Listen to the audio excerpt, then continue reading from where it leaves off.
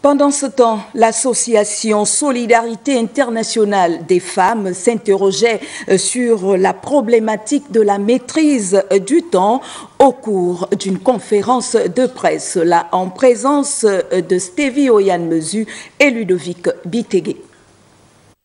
Partons du constat selon lequel la culture du retard à nos différents défis devient une accoutumance, une norme. Cette conférence-débat est donc une occasion de proposer des réformes nécessaires devant permettre une réelle prise de conscience et un changement rapide de paradigme pour atteindre le développement culturel et économique du Gabon. L'Afrique prend beaucoup de retard à cause de ce problème du non-respect de la ponctualité. Il n'est pas rare de partir à un rendez-vous et de perdre toute une journée alors que nous avions autre chose à faire.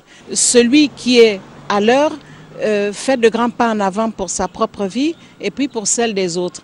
Être en retard, c'est toujours être l'esclave des autres. Dans son laïus, le conférencier a indiqué que la maîtrise de la gestion du temps permettra à la population gabonaise non plus de vivre, mais d'exister et ainsi rentrer dans l'histoire. Fait qui semble pertinent auprès de ceux ayant compris la nécessité d'honorer les rendez-vous en temps et en heure. Lorsqu'on ne gère pas bien le temps, quand on ne respecte pas bien le temps, on vit, mais on n'existe pas.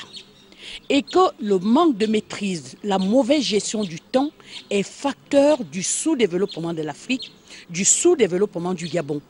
Donc en fait, j'ai pris effectivement ces affirmations comme une sorte de sonnette d'alarme que le conférencier tire pour que nous prenions conscience que la ponctualité, l'exactitude, la gestion du temps sont des facteurs de développement. Le développement politique, social et économique étant un leitmotiv des pouvoirs publics de ce pays, la prise en compte de la gestion du temps se positionne donc comme un impératif.